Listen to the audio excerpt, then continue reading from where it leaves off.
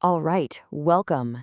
Today we are going to dive into a concept that is absolutely critical to your financial future, but it's something I guarantee they never taught you in school. We're talking about a complete shift in how you think about making a living. So let me just ask you a question and be honest with yourself. When you think about your job, your 9 to 5, does it ever feel like you're on a treadmill, just trading hours of your life for a paycheck? Because if you stop working, the money just stops. That's the reality for most of us. But believe me, it doesn't have to be the only way. You see, it turns out that pretty much all income on planet Earth falls into one of two buckets, two totally different categories. And just understanding this difference, well, that's the first real step to changing your entire financial life. Okay, so first up, we've got active income. You know this one. This is the 9 to 5, the hourly gig, the sales commission. It's a straight up trade. You give your time and your effort, and you get cash in return. And the key thing to remember is right there on the screen.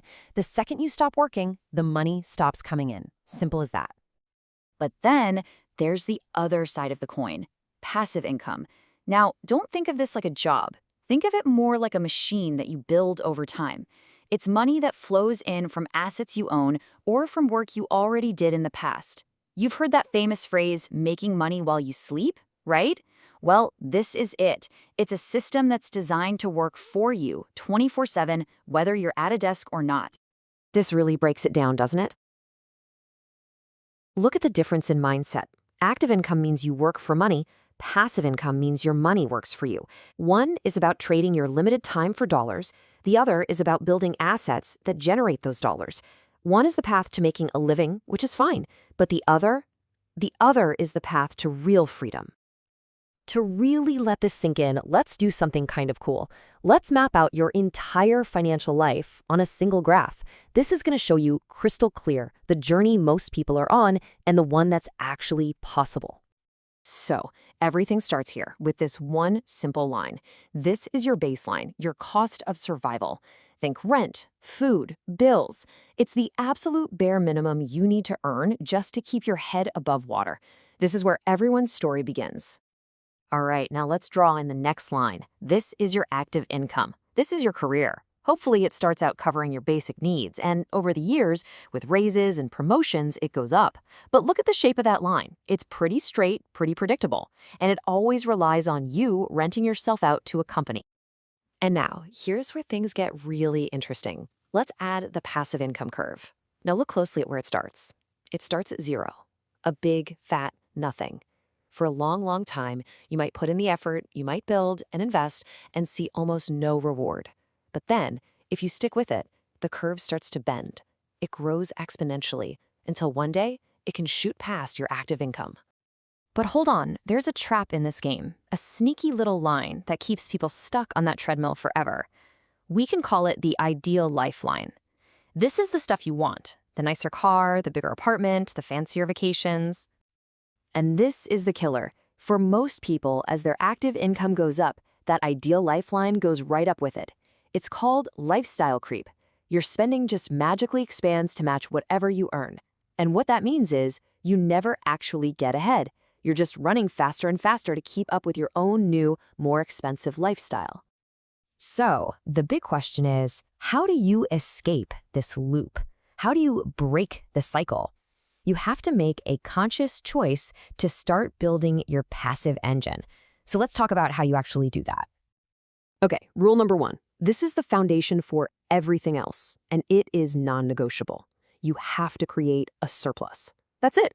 Your goal is to make the gap between what you earn and what you spend as wide as humanly possible. That gap, that surplus cash, that is the fuel for your entire engine.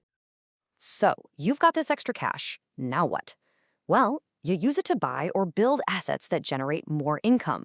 For instance, you could invest in things like dividend stocks, where big companies literally pay you a piece of their profits just for owning their stock. You could create content like a blog or a YouTube channel that earns money from work you did months or years ago. You could buy real estate and get rental income every month. Or, and don't sleep on this one, you can invest that surplus back into yourself, into your own knowledge and skills, which can unlock opportunities you can't even imagine right now. Let's make this real with a little bit of math magic called compounding. Let's say you invest $100,000 and it earns a 10% return in a year. That's 10 grand. Now, you could spend it, or you could reinvest it. Now you have $110,000 working for you. The next year, you earn 10% on that. You just keep doing that for 5 years and your original 100 grand has turned into over $160,000. That extra 60 grand? It didn't come from your boss. It wasn't overtime. That was your money out there working for you, making more money. Now, this all sounds pretty amazing, right? But there is one catch, and it's the one thing that stops most people dead in their tracks. Building real, lasting wealth is not a get-rich-quick scheme. It is, almost by definition, the slow path. The legendary investor Warren Buffett was once asked, "Your strategy is so simple. Why doesn't everybody just do what you do?" And his answer was just brilliant. He said, "Because nobody wants to get rich slow. The secret ingredient, the real magic, isn't some complex formula, it's patience." And that brings us right back to our graph, doesn't it? Remember that passive income curve? It was flat for a long time before it finally took off.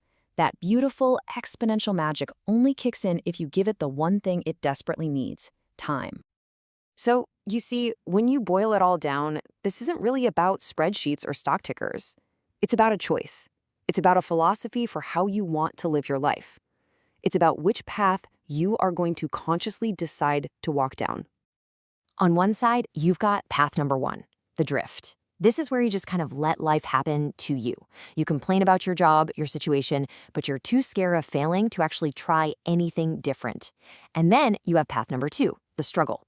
This is where you fight for the life you want. You accept that you're going to make mistakes, that you're going to fall down, but you learn from it and you always get back up and try again. There's this amazing little story about a massive forest fire. All the animals are running away in terror, except for one tiny little hummingbird.